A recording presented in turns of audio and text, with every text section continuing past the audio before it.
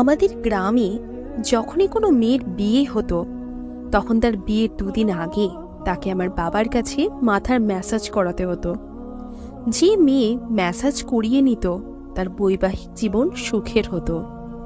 আমার বাবা মেয়েটির ম্যাসাজ ঘরের বন্ধ এবং অন্ধকার ঘরে করত, যেখানে কেউই যেতে পারত না।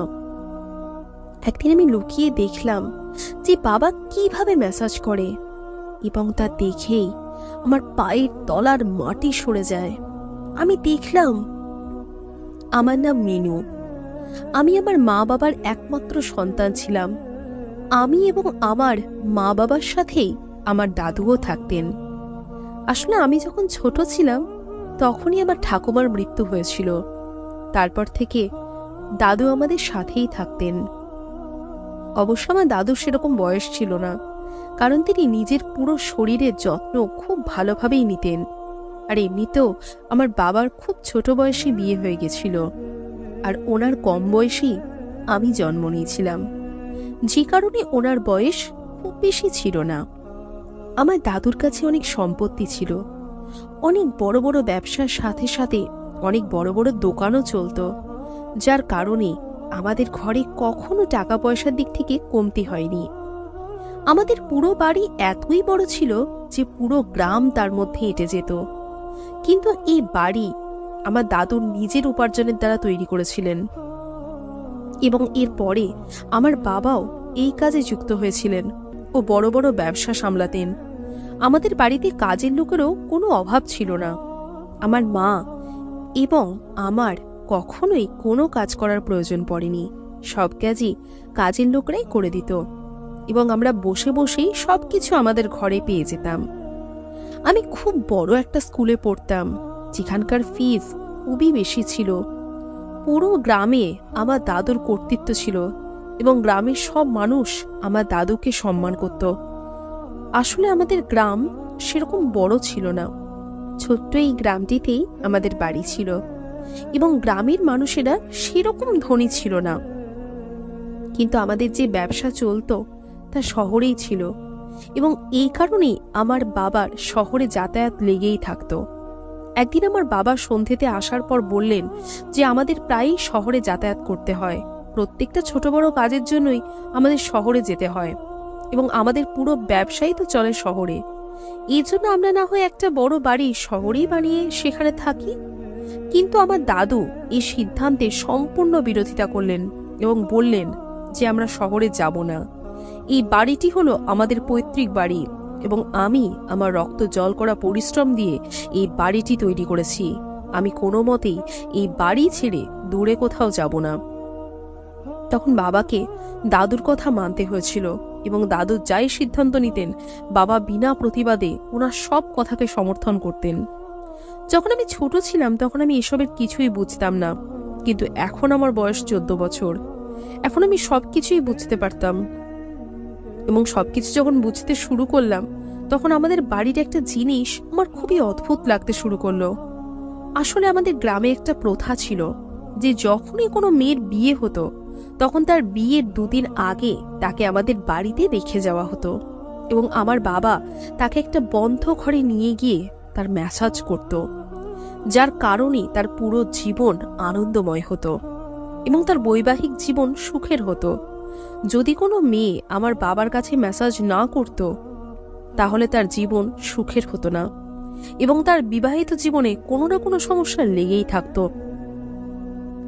এই কারণে পুরো গ্রামের মানুষের মধ্যে একটা ভয় ছিল। এই জন্যই বিয়ের 2 দিন আগে মেয়ের বাড়ির লোকেরাই মেয়েকে আমাদের বাড়িতে নিয়ে আসতো এবং আমার বাবার হাতে তুলে দিত। আমার বাবা তাকে একটা বন্ধ ঘরে নিয়ে চলে যেত এবং ভেতর থেকে দরজা বন্ধ করে দিত। ওই ঘরের ভেতরে বাবা মেয়েটির ম্যাসাজ করতেন, এবং কয়েক ঘন্টা পরে যখন তারা ঘর থেকে বেরিয়ে আসতো তো মেয়েটির মুখে বিষণ্ণতা ছেয়ে থাকতো। খুবই বিষণ্ণতার সাথে সে বাইরে আসতো, এবং কিছুক্ষণ পর যখন আমার বাবা বাইরে বেরিয়ে আসতেন তখন ওনার মুখে ক্লান্তির ছাপ স্পষ্ট থাকতো এবং পুরো শরীর ঘামে ভিজে যেত। আমি তো কিছু বুঝতেই পারতাম না যে বাবার মধ্যে এমন কি শক্তি আছে যার কারণে সে ম্যাসাজ করার ফলে কোনো মেয়ের বৈবাহিক জীবন সুখের হয়ে যেত। আর এই ধরনের অন্ধবিশ্বাস পুরো গ্রামের মানুষ বিশ্বাসই বা করতো কেন? আমি নিজের বাবাকে বিশ্বাস করতাম, কিন্তু এই ধরনের ঘটনা আমার খুব অদ্ভুত লাগলো। যদি ম্যাসাজ করে এতই সুখে জীবন কাটানো যায়, তাহলে মেয়েরা বিষণ্ণতার সাথে কেন ঘর থেকে বেরিয়ে আসে? এবং এই বিষয়টা আমার দাদু এবং মাও জানে। এই কারণেই যখনই মেয়েরা ঘরে ম্যাসাজের জন্য যায়, তারা আমাকে ঘরের ভেতরে ঢুকতে দেয় না। আমাদের কাছে এতই ধন দৌলত ছিল যে কোনো কিছুরই অভাব ছিল না, কাজের লোকও ছিল প্রচুর। কিন্তু আমার বাবাকে ম্যাসাজ করতে দেখে আমার খুব দুঃখ হতো। মনে হতো যে এত এত ধন সম্পত্তির মালিক কিনা যেই মানুষটা, সে এই ধরনের কাজ করছে। যখন আমি এই ব্যাপারে খুব বেশি কিছু জানতাম না, তখন আমার মনে হতো যে এই কাজটা খুবই ভালো এবং আমার বাবা অন্তত কারোর ভালোর জন্য এসব করছে, এতে আমার কি বা সমস্যা হতে পারে। কিন্তু যে রাতে আমি দেখলাম যে মেয়েটি ম্যাসাজ করে ঘর থেকে বেরিয়ে আসার পর তার মুখটা বিষণ্ণতায় ছেয়ে গেছিল, তখন আর আমি থাকতে পারলাম না। এরপর থেকে আমার মনে বিভিন্ন অদ্ভুত প্রশ্ন আসতে শুরু করে যে এমন কি ম্যাসাজ করা হয় যে মেয়েটির চেহারা পুরো খারাপ হয়ে যায় এবং তার সাথে সাথে আমার বাবার চোখে মুখেও বিষণ্ণতা ছেয়ে থাকে।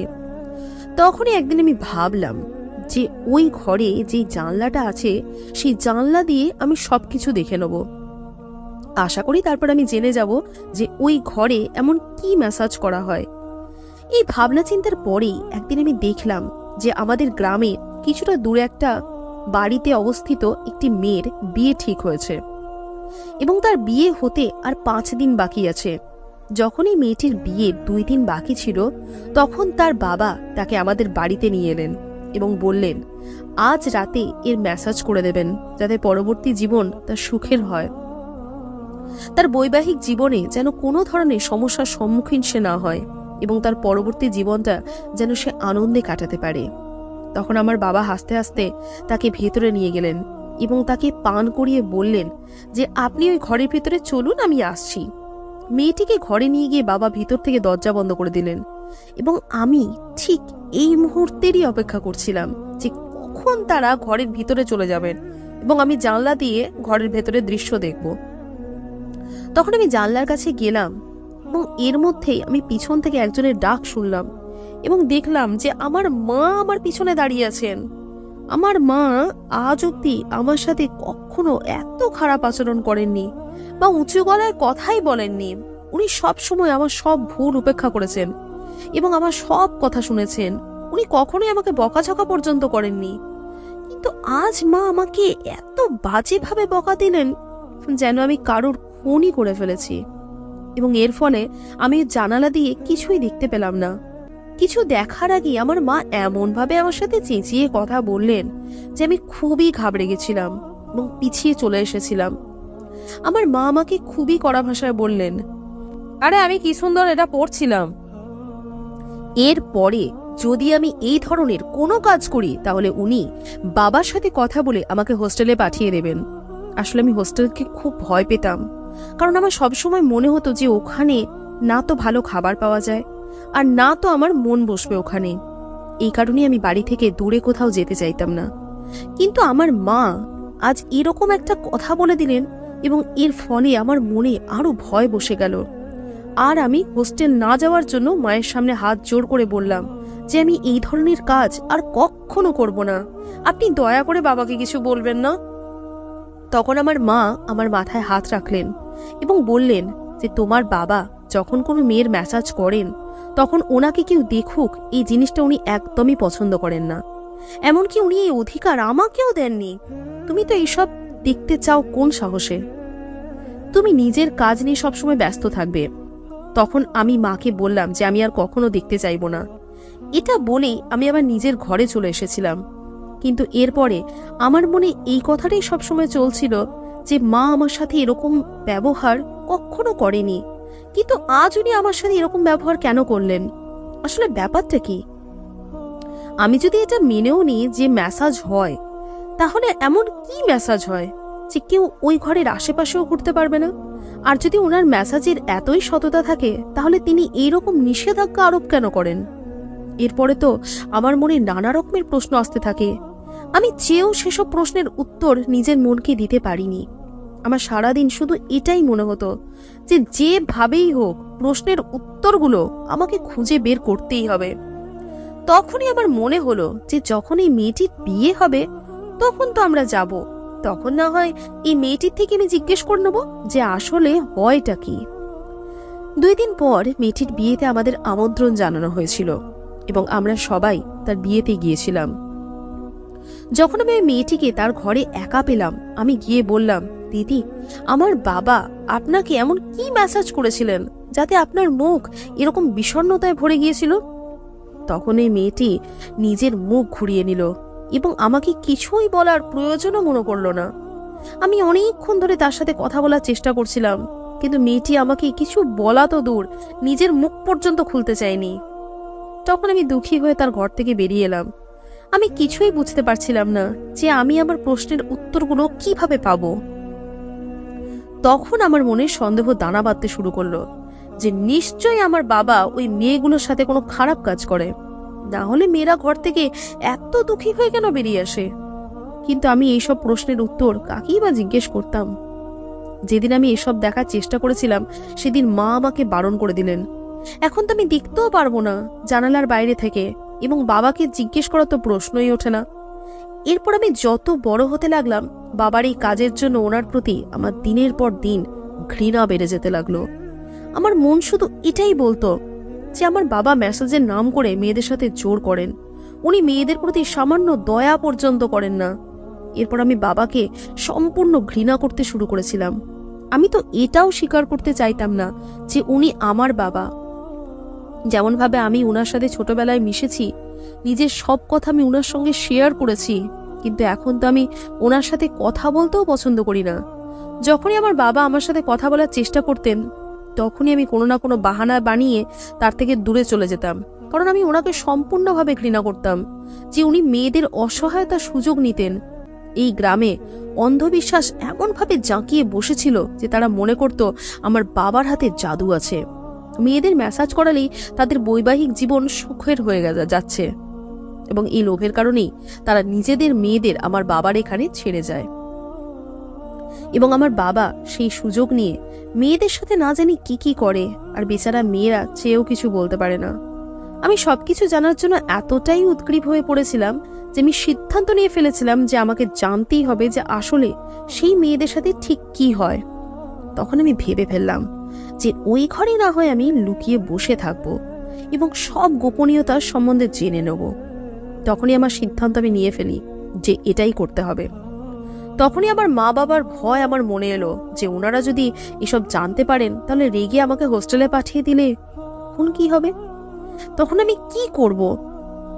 কিন্তু আমার তখন এটা মনে হলো যে এরপর ওনারা আমার সাথে যা খুশি করুন, যাই করুন না কেন, আসল সত্যিটা তো আমি জেনেই ছাড়বো। আমাকে সত্যিটা জানতেই হবে, আর যদি আমি সত্যিটা না জানতে পারি তো না জানে বাবা আর কত মেয়ে সর্বনাশ করে ফেলবেন।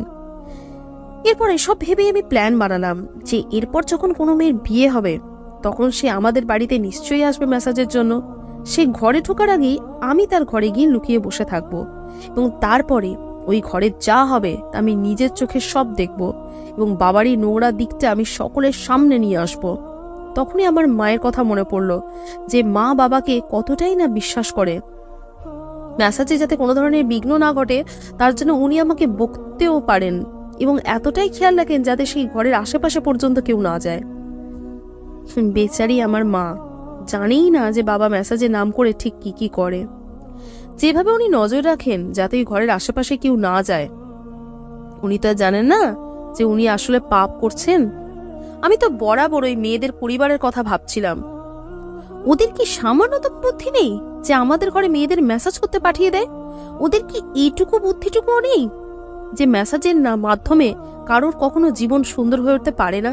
জীবন তো সুন্দর হয় কপাল ভালো থাকলে, এবং যদি বাচ্চাদের ঠিকঠাক সংস্কার শেখানো যায়। এর সাথে মেসেজের কি সম্পর্ক? কিন্তু যাই হোক, ওইসব মানুষদের তো আর আমি এগুলো বোঝাতে পারবো না। তাই আমি ভাবলাম যে আগে পুরো ঘটনাটা নিজে জেনে নিই যে আসলে ঘরের ভেতরে হয়টা কি। আমি ঘুমিয়ে পড়লাম এবং ভাবলাম যে এর পরের বার আসল ঘটনাটা স্পষ্ট হয়ে যাবেই। কিন্তু আমি এটা ভাবতে পারিনি যে এত তাড়াতাড়ি সেটা এসে যাবে।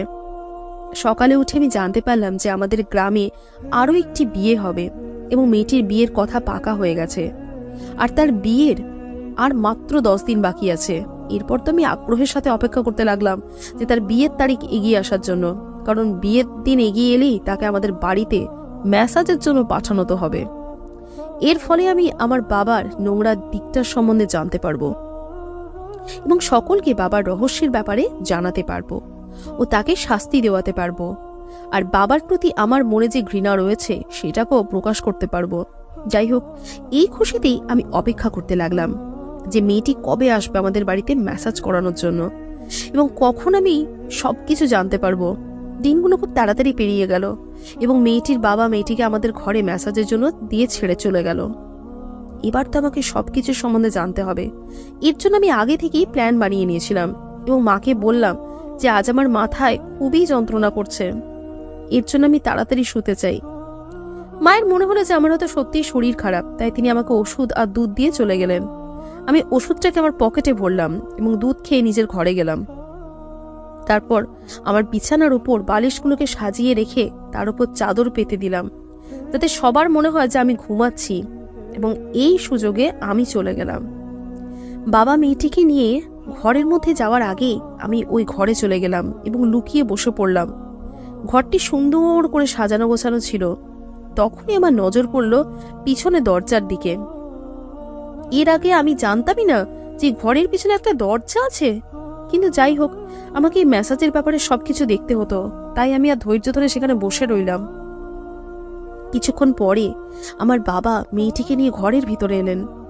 বাবা মেয়েটিকে ঘরে নিয়ে আসার পর পিছনে দরজাটা খুলে দিলেন। পিছনে দরজা খোলার সাথে সাথে আমি যা দেখলাম সেটা দেখেই তো আমার আত্মা কেঁপে উঠল। আমি দেখলাম যে আমার দাদু সেই দরজা দিয়ে ভিতরে ঢুকেন এবং মেয়েটিকে ধরে পিছনের দরজার দিকে নিয়ে যেতে থাকেন। আমি আর ধৈর্য ধরে রাখতে পারলাম না। হঠাৎ আমি ঘরের বাইরে বেরিয়ে পড়লাম। আমাকে দেখে ওরা দুজনেই ঘাবড়ে গেল।